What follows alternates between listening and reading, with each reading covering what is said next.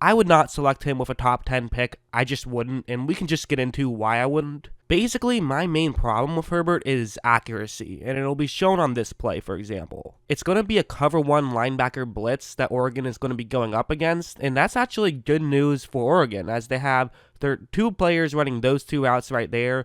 They're going to be running in between each other, so this could create sort of a natural pick, which could result in a player getting wide open. And in fact, that's exactly what's going to happen. As you see right after the ball is snapped, you look at those two Arizona players. One is completely just standing in place because he's trying to play that tight end, but since the other defensive back is running up to the top half of the screen, he's going to end up running into his own teammate, and it's going to create a collision, allowing that Oregon player to get completely wide open. And since there's only a safety who's deep, other than that, it's man coverage, nobody else will be able to realize what's going on, make sure that he covers up that Oregon player. So basically, this is just a good situation for Oregon, and it's going to be right over the middle of the field where Herbert is looking. So this is a great situation. However, Herbert is going to just miss this throw, and he had a clean pocket too, so that doesn't factor in. He just missed the throw too high. Granted, maybe an NFL caliber receiver still makes that catch. It was off of his fingertips, but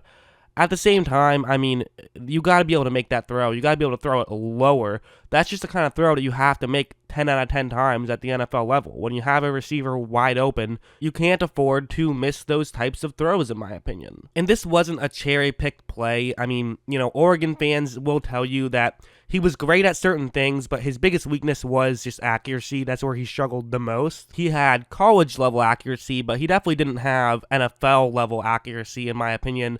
I think this next play is actually a bigger example.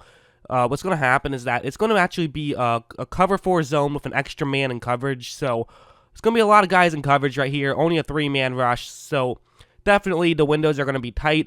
And with that receiver running that route right there, it's going to be in a gap in coverage. But at the same time, obviously with the extra man dropping back, the gaps are going to be a little bit closer. So there is going to be a small window for Herbert to make this throw, but just a small window, it is going to be a tough play. So Herbert takes a snap, he reads the play well, makes the throw, but just isn't able to get the completion, actually ends up getting intercepted. It got tipped up and intercepted. He wasn't quite able to thread the needle on that play, and quite frankly, I mean, that's my concern about Herbert. Don't get me wrong, that's a tough play, and it was 4th down, so there's really no harm, no foul with the interception part. He made the right call in making that throw, but kind of my concern about Herbert is that if I'm going to spend a top 5 pick on a guy, I want somebody who can thread the needle and make those types of throws, at least with some consistency. And it seemed like with Herbert, it was way more often than not, he would not make those tough throws than he would make those tough throws just in terms of accuracy. And quite frankly, that's what I put the most emphasis on when I'm evaluating a quarterback is accuracy. That's the most important thing I care about. I like the expression, I don't care if you can throw it to the moon if you would miss it. And I think that's kind of where I would put Herbert in, to be honest, is he's the kind of guy who, he does have a cannon, don't get me wrong. He makes pretty good reads. I think he will get better at that at the NFL level, but he's already pretty good at that. I think he's his athletic ability is fantastic. I love his athletic ability, but you can't teach accuracy, and I think his accuracy, it's something that worries me at the NFL level. Like this play, another example, it's an end zone situation. This is a 3rd down and 7, so this is their last shot to punch it in. He has a receiver running a route that's going to get into a gap in coverage.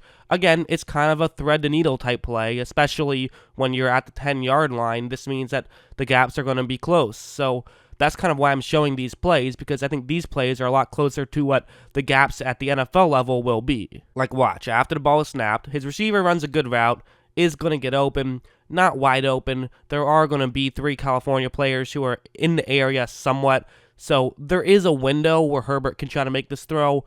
Not a huge window. This is definitely a tough throw, don't get me wrong. But again, Herbert just isn't able to make this throw. Just a bit low and behind his receiver. He is not able to make that completion.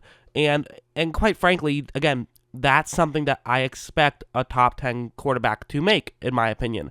I don't think it's worth spending that pick on a guy who is going to be maybe the 20th best quarterback in the NFL. I think there is value in that. I think that maybe you do spend even a first-round pick on a guy like that. I don't spend a top 10 pick on a guy like that.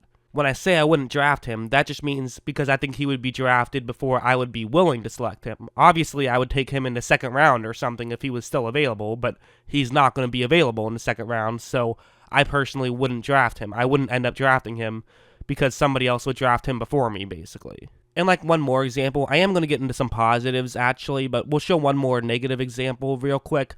What's going to happen is that this is going to be a cover 3 zone, and something great is going to happen for Oregon, just sort of naturally. I don't think this was intentional, but it worked out this way, where they're going to sort of fake as though it could be a screen to the top half of the screen.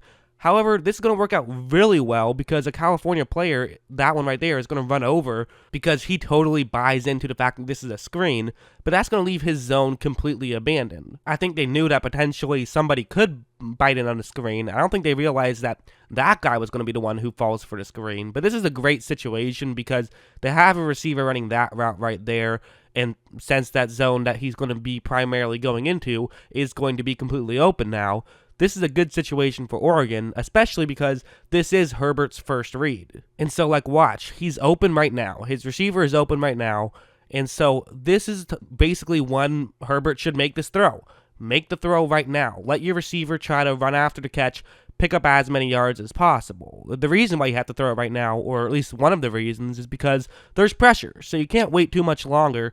He should really try to hit it right now. And, like, for example, if this was a Baker Mayfield situation, Mayfield is very good at throwing the ball instantly. He would throw it instantly, and his accuracy would probably allow the receiver to make the catch while in stride and pick up a good amount of yards. But Herbert just hesitates a second and then kind of throws it up to where the receiver has to jump up to catch it. He can't catch it in stride, and he only gains the yards that he already had gained. Again, far from a bad play. The first thing that Herbert had to do on that play was just make sure that his receiver made the catch, which he did. So good job by that from Herbert, but at the same time, it could have been a much better play had Herbert made the throw instantly and made the throw more accurately.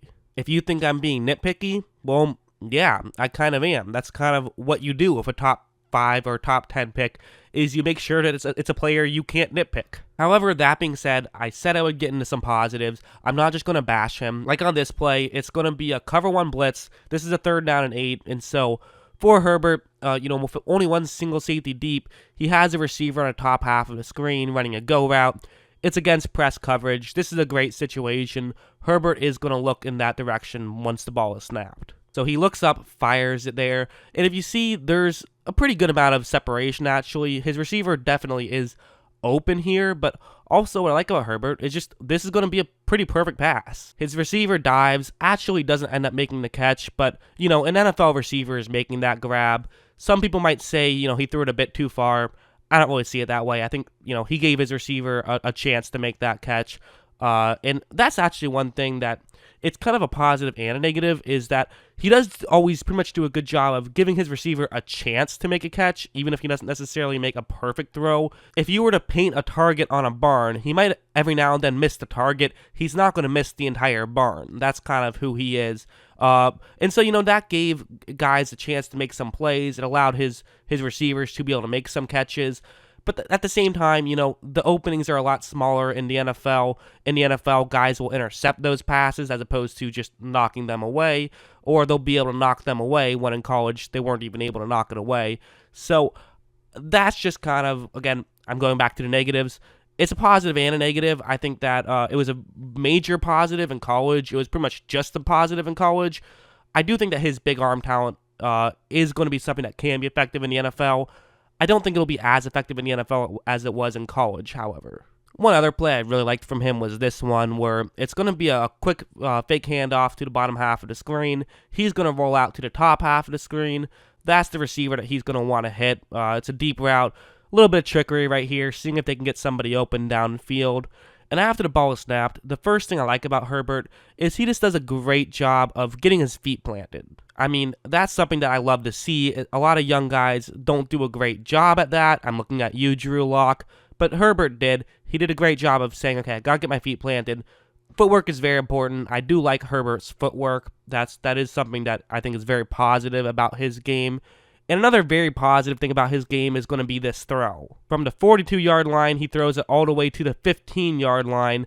They get the ball inside the 5. It's a big-time throw, without a doubt. You want a guy in the NFL. In fact, you need a guy in the NFL who can make every throw, and Herbert can, so that is important. I mean, you're not going to draft a guy in the first round if they can't make every throw. Herbert can, so that's, again, one of the things that I do like about him. There are positives to Herbert as a prospect. I just think that the accuracy thing would worry me too much to spend a high first-round pick on him. I think it's all about expected value and expected increase in value. So, for example, if you can get a top 10 quarterback, well, it's always worth a top 5 pick to get a top 10 quarterback, because even if there's an elite edge rusher on the board, getting that top 10 quarterback has so much more value than just a replacement level quarterback. However, nowadays, the replacement level quarterback is just a lot higher than it ever has been, you know? I mean, a replacement level quarterback at this point is like Jacoby Brissett or Andy Dalton.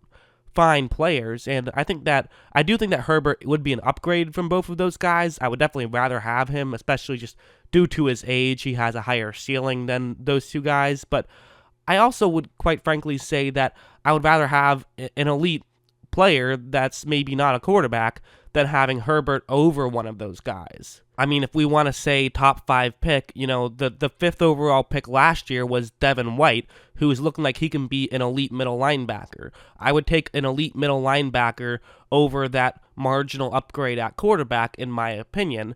And so unless you think that Herbert is going to be a top 10 quarterback, I just don't think it's worth that pick, in my opinion, unless you just don't feel there is another elite level player on the board. Then maybe it is a good pick. So, you know, it's all subjective. Whoever knows. The other thing is that, you know, I think that there's a small chance that Herbert does get his accuracy under control, but if he does get his accuracy to be a lot better, well, then he could become the best quarterback in the NFL. So there's always those small things. We never know, because players can get better as well. So that's what makes this such a difficult thing to predict. But yeah, that's my thoughts on Herbert as of right now.